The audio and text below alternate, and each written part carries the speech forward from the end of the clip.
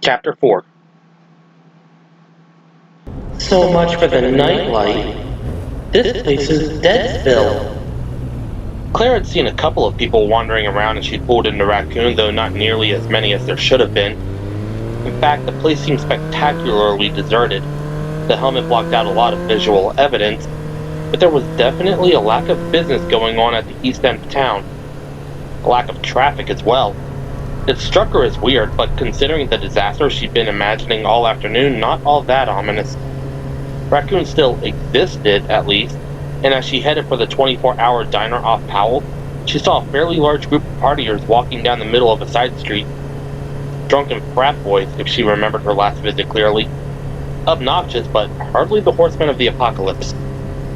No bombed out ruins, no dying fires, no air raid sirens. So far, so good. She'd planned to head straight for Chris's apartment before she realized that she'd be passing Emmy's on the way. Chris couldn't cook worth a damn, consequently. He lived on cereal, cold sandwiches, and dinner at Emmy's about 6 nights a week.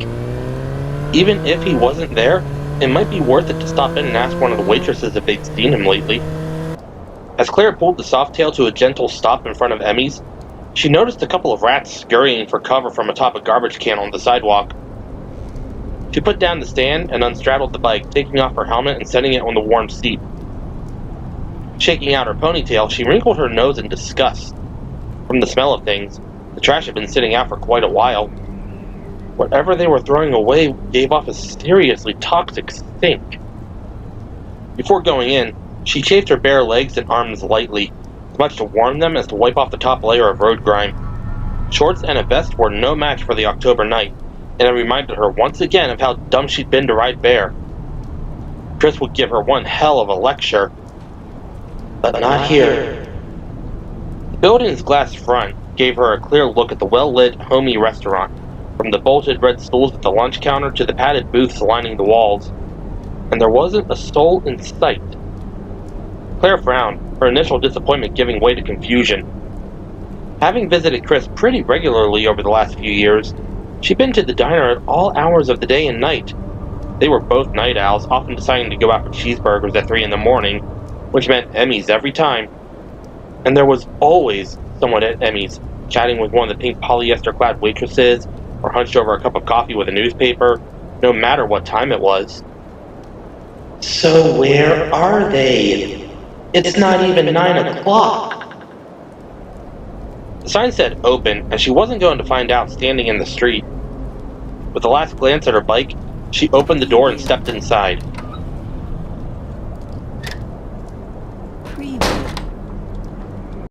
Taking a deep breath, she called out hopefully. Hello? Anyone here? Her voice seemed somehow flat in the muted silence of the empty restaurant. Except for the soft hum of the ceiling fans overhead, there wasn't a sound. There was the familiar smell of stale grease in the air, but something else too. A scent that was bitter and yet soft, like rotting flowers. The restaurant was L-shaped, booths stretching off in front of her and to the left. Walking slowly, Claire headed straight. At the end of the lunch counter was the wait station, and past that, the kitchen. If Emmy's was open, the staff would probably be hanging out there. Maybe as surprised as she was that there were no customers. Except that wouldn't explain the mess, would it? It wasn't a mess, exactly. The disorder was subtle enough that she hadn't even noticed it from outside. A few menus on the floor, an overturned water glass on the counter, a couple of randomly strewn pieces of silverware were the only signs of something amiss. But they were enough. To hell with checking out the kitchen. This is too weird. Something is seriously fucked up in this city. Or maybe they got robbed. Maybe they're setting up for a surprise party. Who cares? Time for you to be elsewhere. From the hidden space at the end of the counter, she heard a gentle sound of movement, sliding whisper of cloth followed by a muffled grunt. Somebody was there, ducked down. Heart thumping loudly, Claire called out again. Hello? For a beat, there was nothing. Then another grunt, a muted moan that raised the hair on the back of her neck. In spite of her misgivings, Claire hurried towards the back, suddenly feeling childish for her desire to leave. Maybe there had been a robbery. Maybe the customers had been tied up and gagged. Or even worse, so badly injured that they couldn't cry out. Like it or not, she was involved.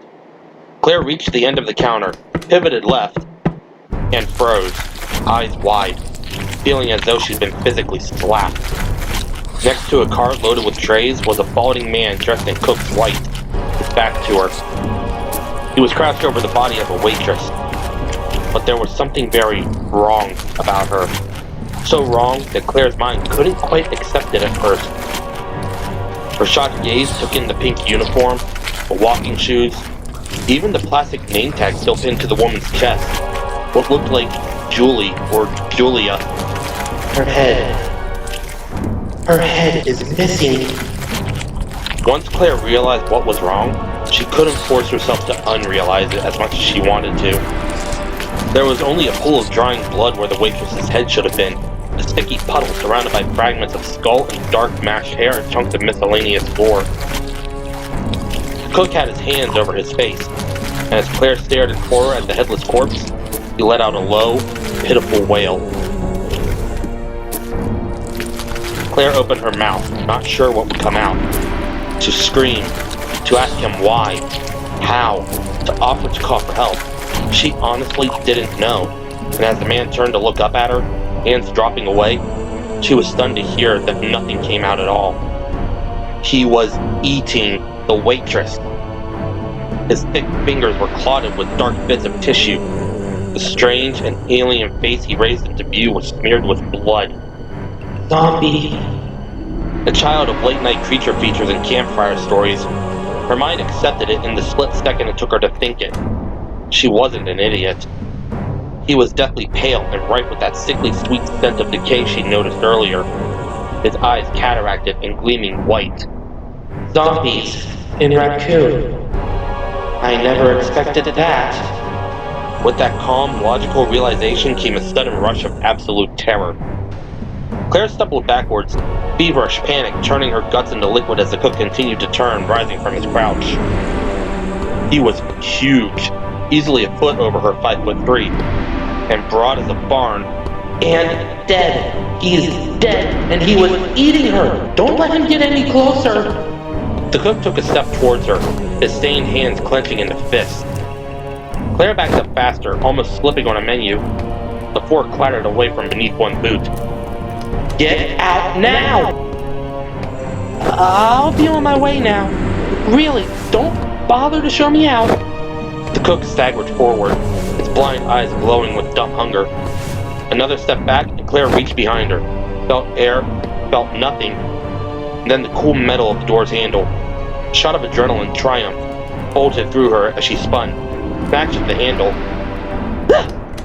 and screamed a short, sharp cry of horror. There were three more of them outside, their disintegrating flesh pressed against the glass front of the diner.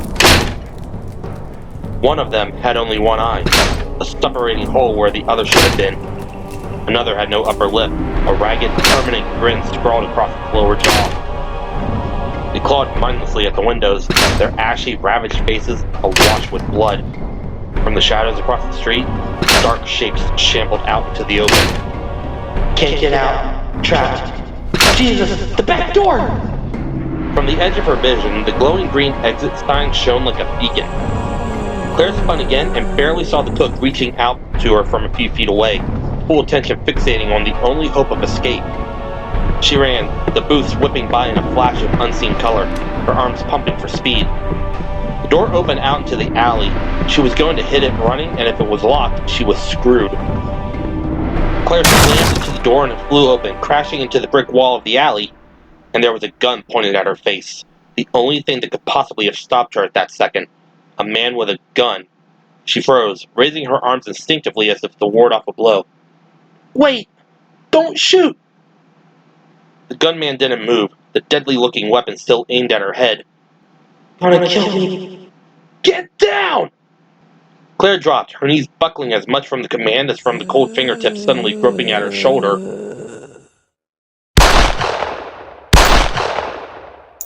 The gunman fired, and Claire snapped her head around, saw the dead cook falling backwards from directly behind her, at least one massive hole now in its forehead. Sluggish spurts of blood jetted from the wound, white eyes filming over with red. The fallen corpse twitched once, twice, stopped moving. Claire turned back to the man who'd saved her life, and his uniform registered for the first time. Cop. He was young, tall, and almost as terrified looking as she felt, his upper lip beaded with sweat, his blue eyes wide and unblinking. His voice, at least, was strong and sure as he reached down to help her up. We can't stay out here. Come with me. We'll be a lot safer at the police station. As he spoke, she could hear a closing chorus of gasping moans from the street, the wails of hunger growing louder. Claire let herself be pulled up, gripping his hand tightly, taking small comfort in the fact that his fingers were as feverish and shaking as hers. They ran, dodging dumpsters and heaps of flattened boxes, chased by echoing, haunted cries as the zombies found the dark alley and started after them.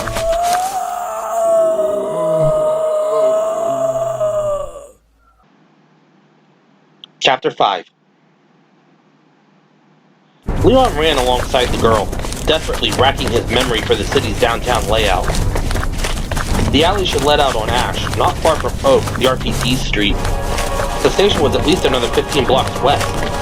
Unless they could find transportation, they weren't going to make it. He was on his last clip, 4 rounds left. From the sounds reverberating through the alley, there were dozens, maybe hundreds of the creatures at either end.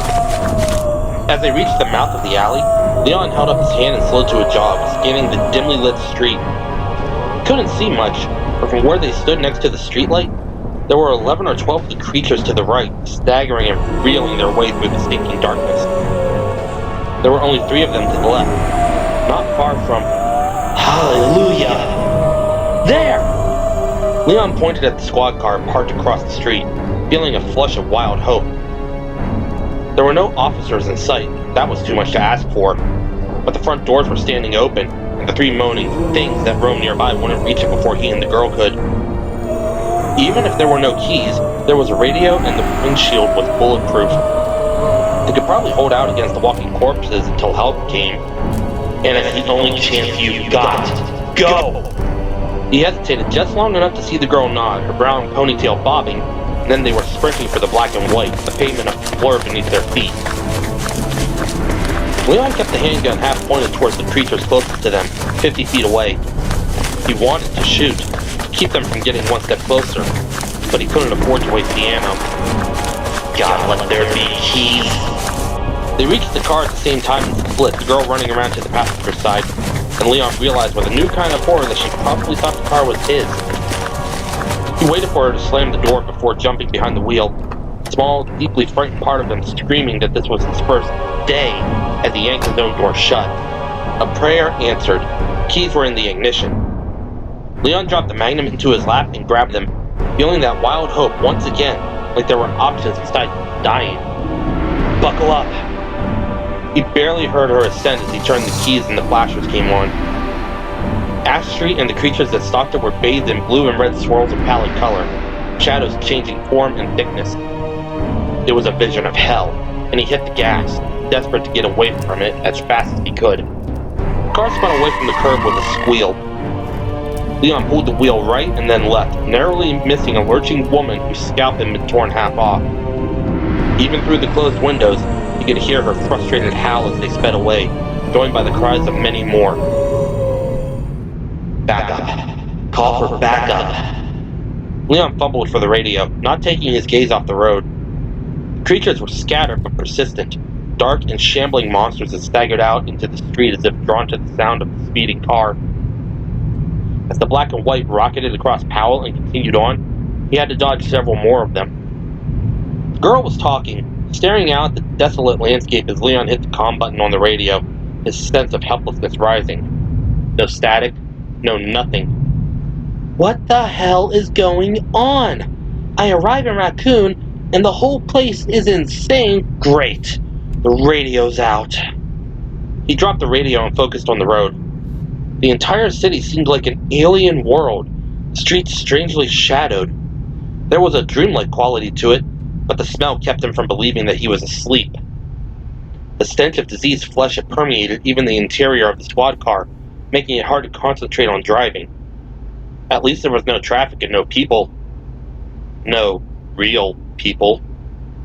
Except me and the girl. Got to do my job here, keep her from getting hurt.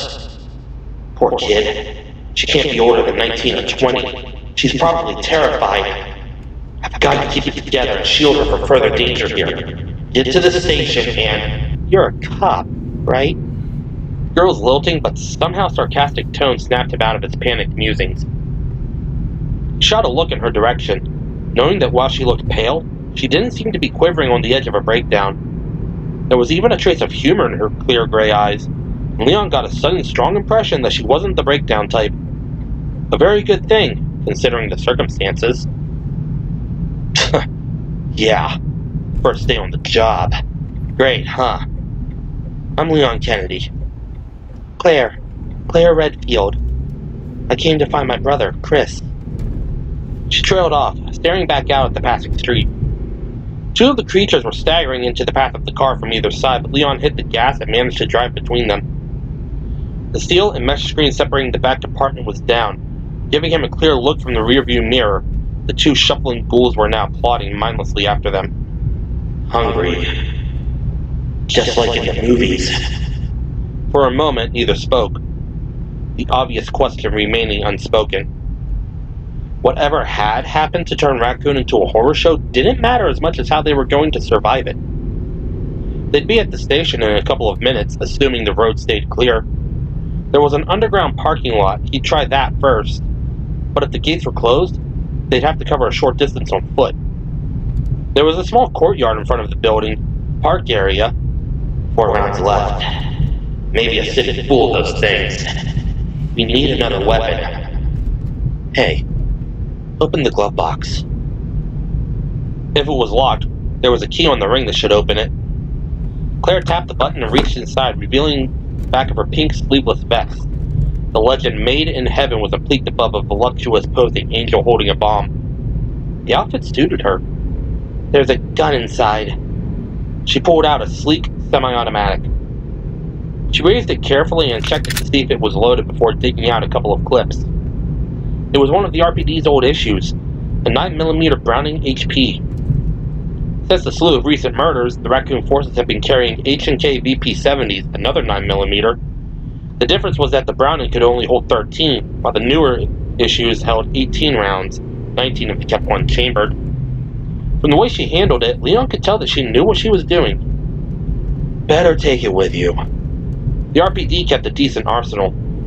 Assuming that there were still cops around, he could pick up his assigned weapon and why are you assuming anything? As Leon took the corner of Ash and 3rd a little too quickly, the realization finally hit him that the station itself might be crawling with corpses.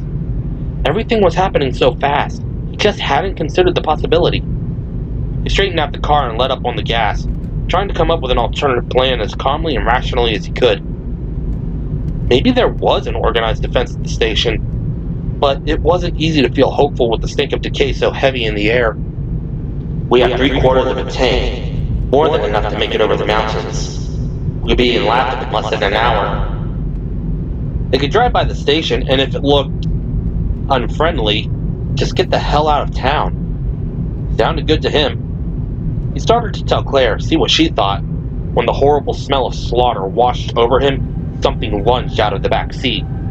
Claire screamed, and the monster that had been in the squad car all along grasped Leon's shoulder with icy hands, its fly-blown breath gusting into his face. It snatched at his right arm, pulling it towards its drool-slicked teeth with inhuman strength.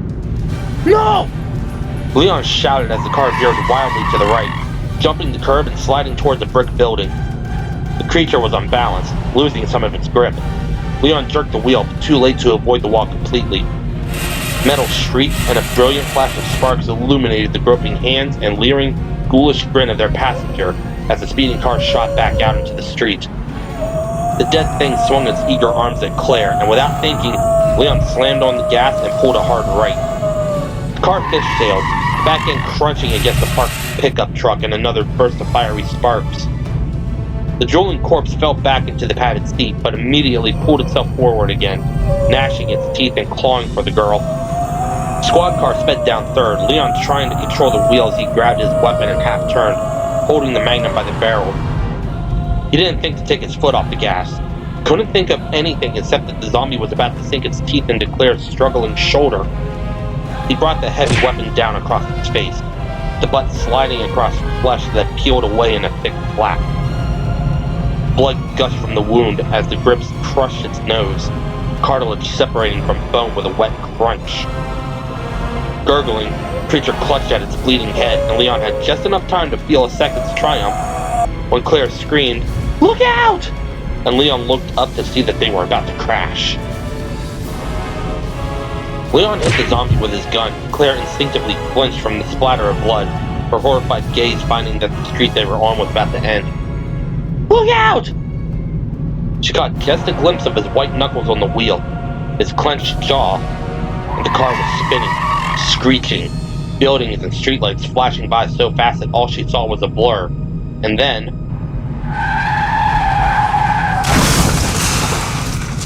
there was an explosion of sound, of glass shattering and metal compressing as the cop car slammed into something solid, throwing Claire against her safety belt. The impact hurled the zombie forward at the same time. Claire reflexively threw her arms up as the dead thing crashed through the windshield, and then everything was still. There was only the ticking of hot metal and the sound of her own heart thundering in her ears. Claire brought her arms down and saw that Leon had already recovered, was already staring at the bloody, broken mess sprawled across the hood, the tag hanging mercifully out of sight. It wasn't moving. "You okay?" Claire turned and looked at Leon, suddenly having to fight off a semi-hysterical laughing fit. Raccoon had been taken over by the living dead, and they'd just been in a serious car wreck because a corpse had been trying to eat them. All things considered, okay was not the first word to come to mind. At the sight of Leon's sincere and stricken expression, the urge to freak out passed. He looked on the edge of a fit himself. Allowing her devastated nerves free rein wouldn't help anything. Still in one piece." The young cop nodded, seeming relieved. Claire took a deep breath, feeling like it was the first she'd taken in hours, and looked around at where they had ended up. Leon had managed to complete 180 at the very end of the street where it teed, the obviously totaled squad car facing back the way they'd come. There were no zombies in the immediate vicinity, but Claire had the feeling that they wouldn't have long to find cover. From what she'd seen so far, most if not all of Raccoon had been affected by whatever it was that had happened. She held the handgun tightly, trying to get her tangled emotions under control. Leon started to say something and then stopped, his eyes widening as he stared at the rearview mirror. Claire looked behind her, and for a second, could only think that at some point since she'd left the university, she'd been cursed. "Cursed. Somebody wants me dead, that's all there is to it." A semi was barreling down the street, still several blocks away but close enough for them to see that it was out of control. The truck veered back and forth, smashing against a blue pickup parked on one side of the street and then plowing under a mailbox on the other. Claire realized with numb horror that it was a tanker. From the way the hull was sliding dangerously at each frantic swerve, the driver had a full load. The split second it took to digest that information, to pray that it wasn't gas or oil, the tanker had half the distance between them. She could actually see the flames painted across the dark green cab, but even then it wasn't real until Leon broke the stunned silence. "Maniac's gonna ram us!" And then they were both stabbing at their seatbelt releases, Claire praying that the crash hadn't locked them somehow. The sound of the belts letting go were inaudible beneath the rising monolithic growl of the oncoming tanker and the echoing crunch of cars being sideswiped left and right. It would be on them in a heartbeat. "Run!" And then she was pushing her way out of the squad car, cool air against her sweaty skin and the scream of the truck's engine blocking out everything else. She took 3 giant running leaps and then felt as much as heard the impact, the asphalt shaking beneath her feet even as the crash of rending metal thundered behind her. One more flying step and...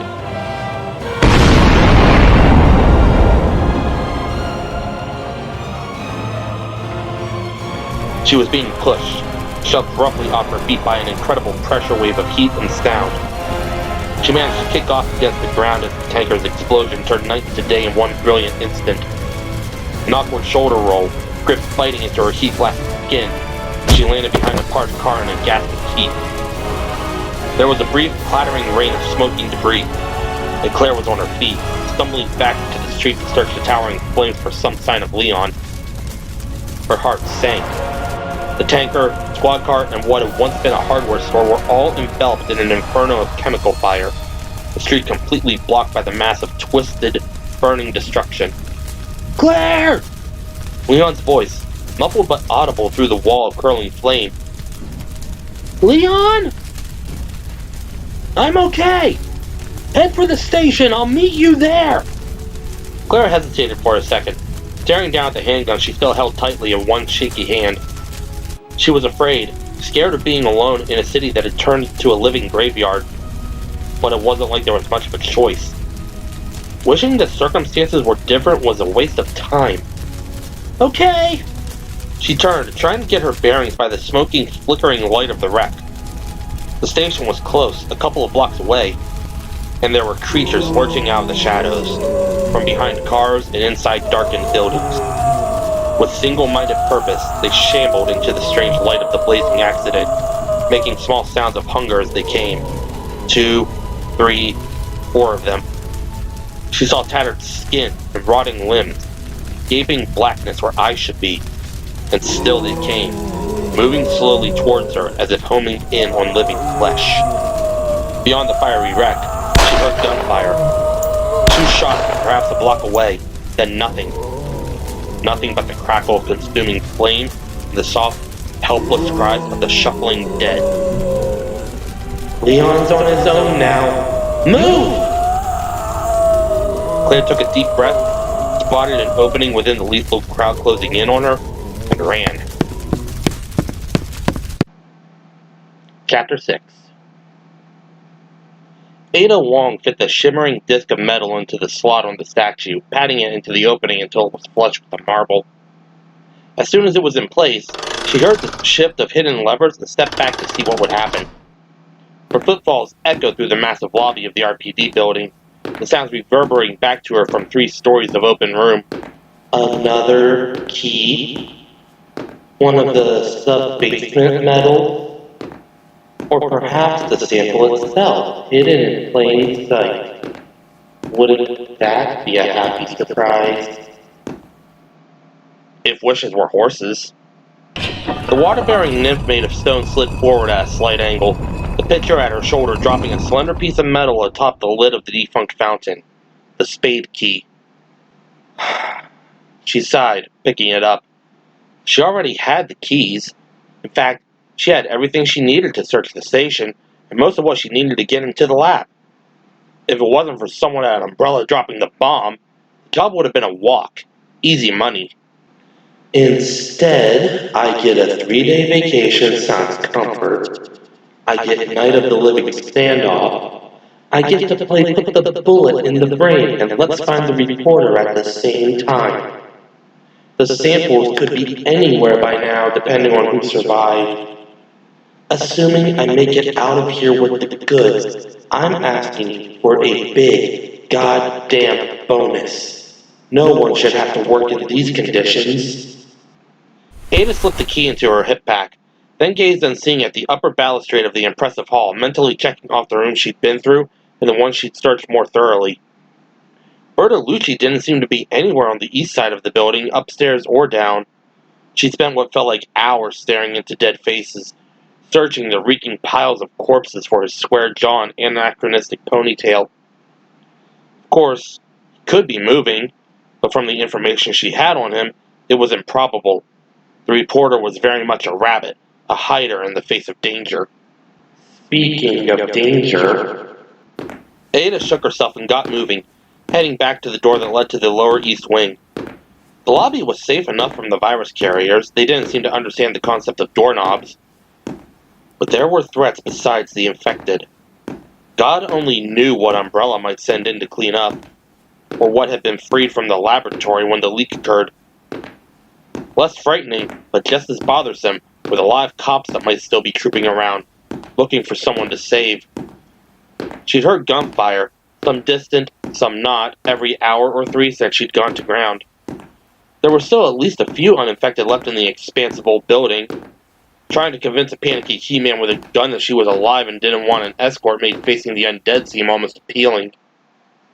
Walking on the balls of her feet to avoid additional noise, Ada slipped through the door and then leaned against it at the end of a long hall, safe to decide on her next move. Although she hadn't checked out the basement yet and there were still several carriers wandering around in the detective's room, the hall's doors were all closed.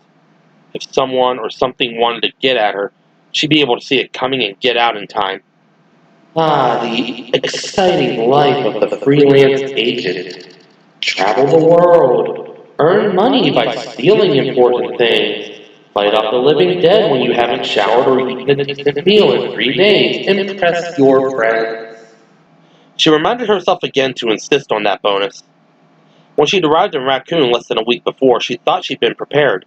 The maps had been studied, the reporter's files memorized, her cover story set, a young woman looking for her boyfriend, an umbrella scientist. That part was almost true. In fact, it had been her brief relationship with John Howe 10 months before that had landed her the job. More of a one-night stand, actually, and not a very good one at that. But John had thought otherwise, and his connection to Umbrella, though it had probably killed him, had turned out to be a lucky break for her. So, she'd been ready. But within 24 hours of her self-assured check-in at Raccoon City's nicest hotel, her luck had changed. While eating dinner in the vinyl-encased and mostly empty lounge of the Arclay Inn, she'd heard the first screams outside. The first, but by no means the last. In some ways, the disaster had been an asset. There'd be no guards posted around the lab, no endless covert trial runs. The prep work she'd done on the T-virus had assured her that the airborne was short-lived and dissipated quickly. The only chance of catching it at this point would be through contact with a carrier, so that wasn't a problem. And once she and a couple dozen others had made it to the police station, she'd seen that Bertolucci was among them. Even with the undead factor, it initially looked like things were going in her favor. Mission objectives. Question the hack. Find out how much he knows and kill him or ignore him, depending. Retrieve a sample of the new virus. Dr. Birkin's latest wonder. No problem, right? 3 days before, with the knowledge of how the Umbrella lab connected into the sewer system and Bertolucci was standing right in front of her, the job had looked pretty wrapped. And of course, that's when things had started to go wrong. The rearranged station, with the rooms shifted around after the S.T.A.R.S fiasco, making half my preparations obsolete. People disappearing, the barricades that kept coming down. Police Chief Irons throwing off commands like some cut-rate dictator, still trying to impress Mayor Harris and his whining daughter even as the dead piled up. She'd watched Bertolucci closely enough to see that he was going to duck and run, but had missed the exit. She hadn't even had time to make contact before he had disappeared somewhere into the maze of the station, losing himself in the commotion of the first wave of attacks. Ada had decided to fly solo herself when 3/4 of the civilians were wiped out in a single mass assault not an hour later, all because no one had bothered to lower the garage gates. She wasn't willing to die to keep up her cover as a frightened tourist looking for her boyfriend. And so came the wait. Almost 50 hours of waiting for things to settle, tucked in the clock tower on the 3rd floor, slipping downstairs to find food or to use a bathroom in the lengthening stretches of time between gunplay, between the echoing clatters of shots and the screams. Terrific. So now you're out, and what do? Stand around and reflect. Get on with it. The sooner you finish, the sooner you can collect your wages and retire to some nice island somewhere.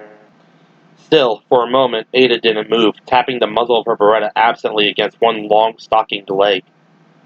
There were 3 bodies sprawled in the hallway. She couldn't stop staring at one of them, crumpled beneath a window counter halfway down the corridor.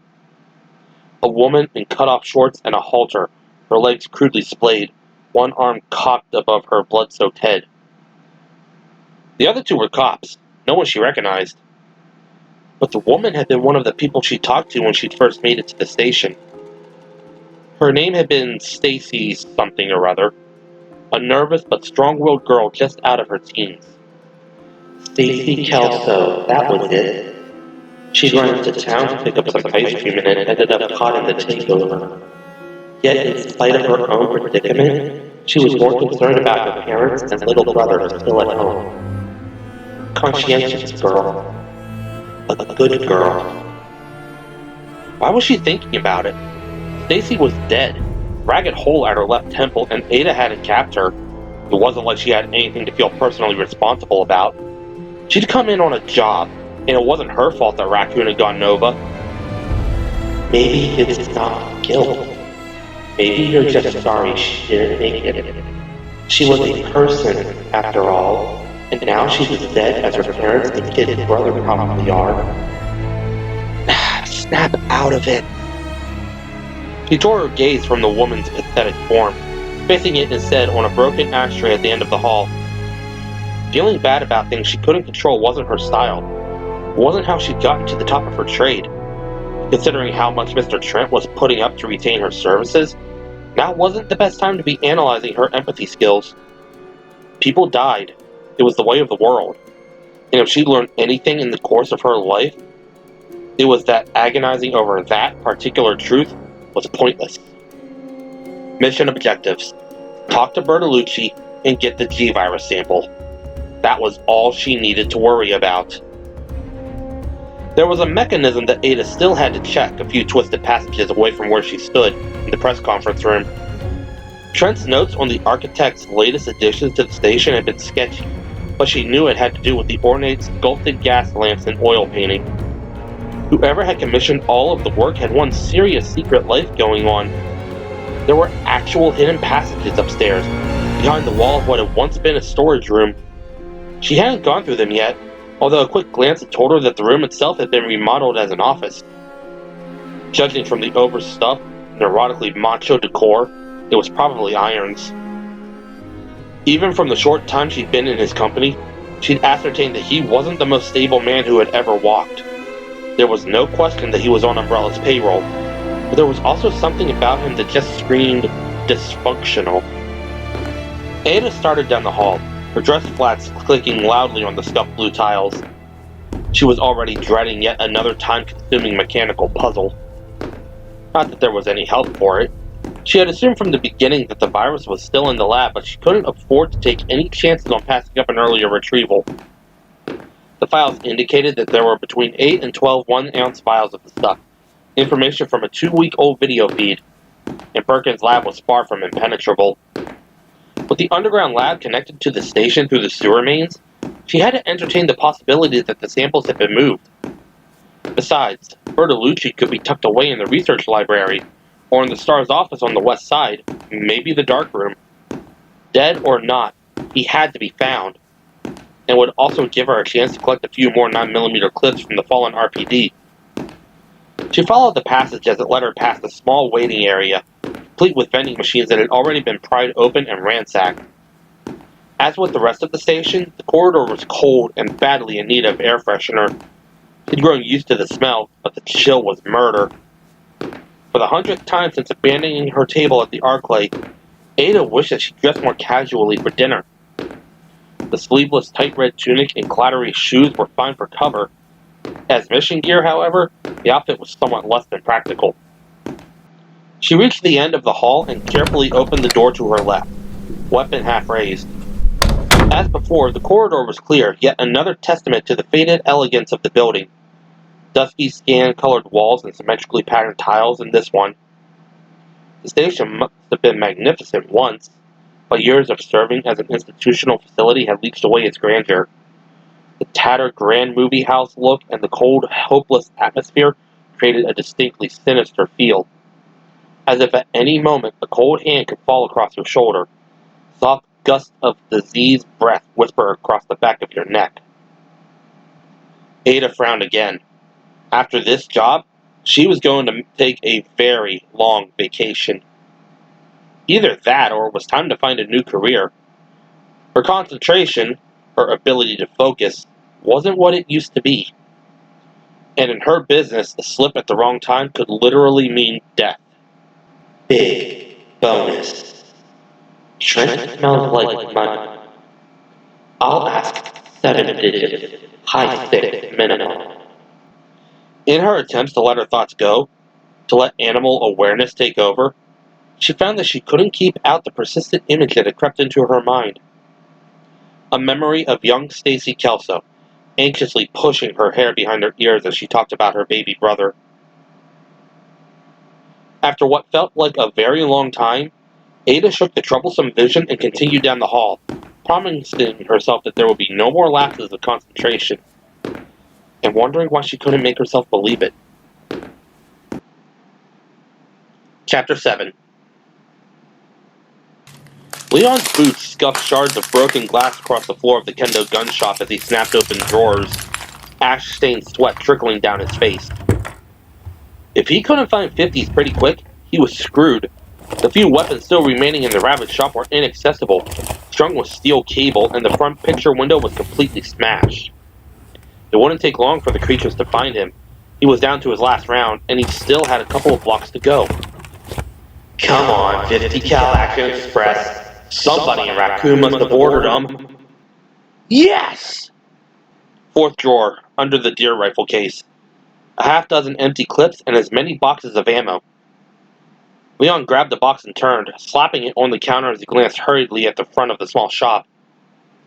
Still clear, if you didn't include the dead guy on the floor. He wasn't moving, but from the freshness of the wounds that oozed from his considerable gut, staining his strappy white tee, Leon wouldn't have long to linger.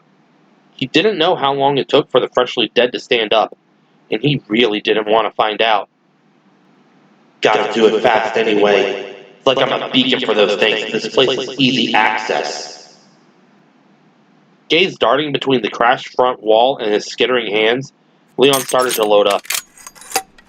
He had lucked across the gun dealers, having forgotten entirely about it in the dizzying, nightmarish run from the wreck. When the fastest route to the station had turned out to be blocked by a pileup, the best detour was through Kendo's. It was a coincidence that had undoubtedly saved his life. Even killing 2 of the ex-living on his way, he'd nearly been overwhelmed by the sheer number of them.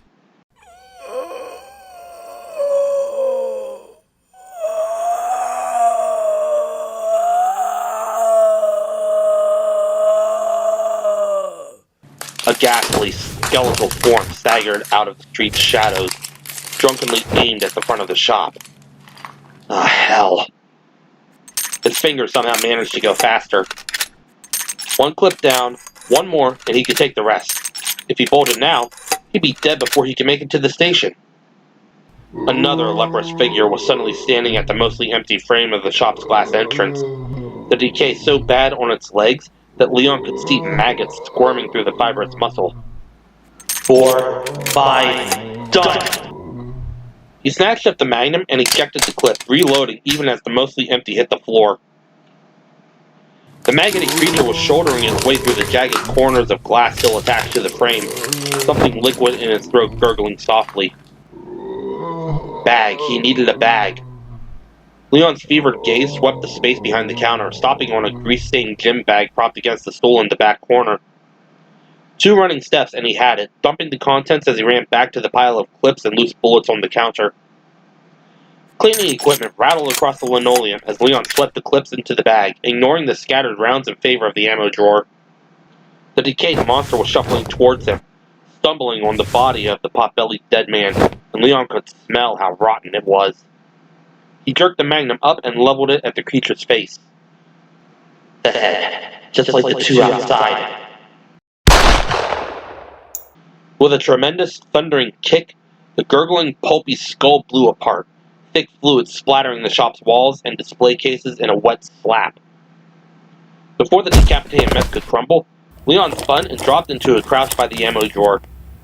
He shoveled the heavy boxes into the nylon stack, his stomach knotted and shaking from the fear that, even now, the back alley could be filling up with more of them, cutting him off from where he needed to go.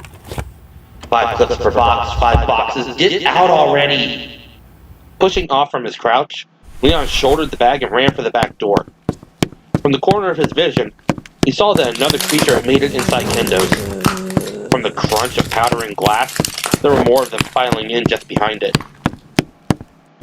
He opened the exit door and slid through, glancing left and right as the door settled closed, the automatic lock catching with a soft metallic snick.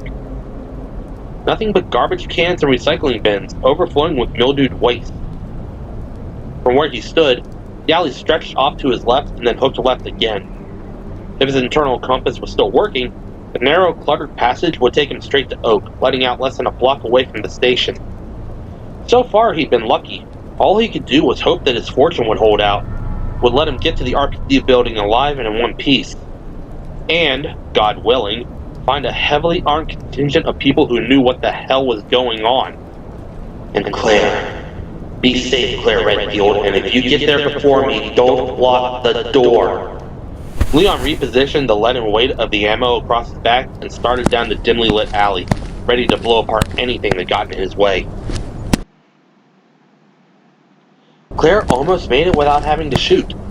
The zombies that trickled out into the streets of Raccoon were relentless but slow, and the adrenaline pumping through her system made it easy enough to dodge them. She figured that they were drawn out by the sound of the wreck, then just followed their noses, or what was left of them. Of the 10 or so that had made it close enough for her to get a good look, at least half were in an advanced stage of decay, flesh falling from the bone. She was so busy watching the street and trying to sort through all that had happened, she almost ran right past the police station. She'd been to the RPD building twice before to visit Chris, but had never entered from the back, or in the cold and stinking dark pursued by malignant cannibals. A crashed cop car and a handful of zombified officers had clued her in, sending her through a small parking lot and some kind of an equipment shed that opened into a tiny paved courtyard. A courtyard where she and Chris had eaten lunch once, sitting on the steps that led up to the station's second-floor helipad. As simply as that, she'd made it. Weaving past the two stumbling, uniformed corpses that wandered aimlessly across the L-shaped yard was easy, and it was such a relief to be somewhere she recognized, to know she was about to be safe, that she didn't see the woman until it was almost too late. A wailing dead woman with one limply hanging arm and a gore-streaked, shredded tank top reached out from the shadows at the base of the stairs and brushed at Claire's arm with cold and scabby fingers. Claire let out a strangled yelp of surprise, stumbling back from the creature's outstretched hand, and nearly fell into the arms of another one, a tall, broad-shouldered, rotting man who had emerged from beneath the metal stairs, graceless yet silent. She dodged sideways and pointed the 9mm at the man, backed up a step, felt her calf hit the unyielding railing of the back steps to the roof. The woman was 5 feet to her right, the torn, bloody shirt exposing one gouged breast, the hand of her working arm grasping towards Claire. The man was one step from reaching distance, and she couldn't back up any further. Claire pulled the trigger, and there was a mammoth boom, gun jerking almost out of her hand.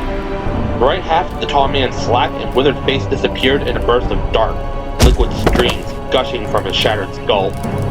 She whipped the gun around, tightening her grip as she aimed for the woman's pallid, moaning face. Another blast of deafening sound, and the rising moan was cut off, the waxen forehead imploding in a spray of blood and bone chips. The woman went over backward, crashing to the pavement like a corpse, which she already was. They won't be walking away from this one. It was as if everything finally caught up to her at once, the reality of her situation driven home when she pulled the trigger. For a moment, Claire couldn't move. She stared down at the two crumpled sacks of ruined flesh, at the two people she'd just shot. Felt like she was only an inch or two from losing it. She'd grown up around guns, been to shooting ranges dozens of times, but with a .22 target pistol firing at pieces of paper. Targets that didn't bleed, or spew brain matter like the two human beings she just shot. No, not human, not anymore. Don't kid yourself, and don't waste time on remorse. Leon could be inside by now looking for you, and if the S.T.A.R.S got called in, Chris could be here too. If that weren't motivation enough, the two zombie cops that Claire had passed when she first hit the courtyard were on their way, boots shuffling and dragging across the flagstones. It was time to go. She jogged up the stairs, barely able to hear the clang of her steps over the high-pitched ringing in her ears. The 9mm blast had done a temporary number on her hearing, which explained why she didn't know about the helicopter until she was almost to the roof. Claire hit the second-to-top riser and stopped dead, the whipping wind pounding rhythmically at her bare shoulders as the giant black vehicle hovered into view, half lost in shadow. It was near the ancient water tower that bordered the helipad at the southwest corner, though she couldn't tell if it had just taken off or was coming into land. Couldn't tell and didn't care. Hey! Hey! Over here! Her words were lost in the blowing dust that swirled across the rooftop, drowned out by the steady chop of the copter's blades. Claire waved wildly, feeling like she'd just hit the lottery. Somebody came. Thank God, thank you! A blaring searchlight snapped on from the midsection of the hovering bird, sprawled across the rooftop, and was going in the wrong direction, away from her. Claire waved more frantically, drawing in breath to call out again, and saw what the spotlight saw, even as she heard the desperate, mostly unintelligible shout beneath the copter's roar. A man, a cop, standing at the helipad's corner opposite the stairs, backed against an elevated section of the roof. He held what looked like a machine gun and appeared to be very much alive. Get over here! The officer shouted at the helicopter, his voice tinged with panic. Claire saw why, felt her relief evaporate. There were two zombies lurching through the darkness of the helipad, headed for the well-lit target that was the shouting cop. She raised the 9mm and then lowered it helplessly, afraid of hitting the cornered man. The spotlight didn't waver, illuminating the horror with brilliant clarity. The cop didn't seem to realize how close the zombies were until they were grabbing for him, their stringy arms extending into the beam of fixed white light. Stay back! Don't come any closer! With the pure terror in his voice, Claire heard him perfectly. Just like she heard his howling scream as the two decaying figures obscured her view, reaching him at the same time. The sound of his automatic weapon ripped across the helipad, and even over the helicopter's clamor, Claire could hear the whining ting of bullets flying wild. She dropped, her knees cracking against the top step as the weapon's clattering fire went on, and there was a change in the sound of the copter, a strange hum that rose quickly into a mechanical scream. Claire looked up and saw the giant craft dip down, the back end swinging wildly around in an erratic, jerking arc. Jesus, he hit them! Copter's spotlight was going all directions at once, flashing across metal pipes, concrete, and the dying struggles of the cops, somehow still firing as the two monsters tore at him. Then the helicopter was coming down, teetering sideways, its blades slamming into the brick of the elevator roof with a tremendous crash. Before Claire could blink, the nose of the craft hit, plowing across the helipad in a curtain of screeching sparks and flying glass. The explosion happened just as the mammoth machine slid to a stop against the southwest corner, directly on top of the fallen cop and his killers. The rattle of the machine gun was finally cut off in the whoosh of flame that sprang up after the initial sputtering boom, lighting the rooftop in a burning red glow. At the same instant, something in the roof gave with a rending crunch, as the nose of the copter plunged through a brick wall and out of sight. Claire stood up on legs she barely felt, staring in disbelief at the leaping fire that dominated almost half of the helipad. It had all happened too fast for her to feel like it had happened at all, and the smoking, burning evidence in front of her only made the sense of unreality greater. An acrid, sickly sweet odor of burning meat wafted over her on a wave of heated air, and in the sudden silence, she could hear the soft groans of the zombies down in the courtyard. She shot a look down the stairs and saw that both of the dead cops were at the foot, blindly and uselessly falling against the bottom step. At least they couldn't climb. Can't climb stairs. Claire turned her frightened glance towards the door that led into the RPD building, maybe 30 feet from the curling, popping flames that were slowly eating the body of the copter. Except for the stairs, it was the only way onto the roof. And if zombies couldn't climb, then I'm in some deep shit. The station isn't safe.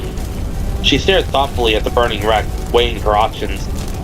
The 9mm held a lot of ammo and she still had 2 full clips. She could head back into the street, look for a car with keys in it, and go for help. Except what about Leon? And that cop was still alive. What if there are more people inside planning an escape? She thought she'd held up pretty well on her own so far, but she also knew she'd feel safer if somebody else were in charge. A riot squad would be okay, though she'd settle for some battle-scarred veteran cop with a shitload of guns. Or Chris. Claire didn't know if she'd find him at the station. but she firmly believed that he was still alive. If anyone was equipped to handle himself in a crisis like this one, it was her brother. Whether or not she found anybody, she shouldn't take off without telling Leon. If she didn't, blowing town instead and he got killed looking for her. Decision made. Claire walked for the entrance, carefully skirting the blaze and scanning the flickering shadows for movement. When she reached the door, she closed her eyes for a second, one sweating hand on the latch. I can do this. Although she didn't sound as confident as she would have liked, at least her voice didn't tremble or break. She opened her eyes, then the door. When nothing jumped out at her from the softly lit hall, she slipped inside.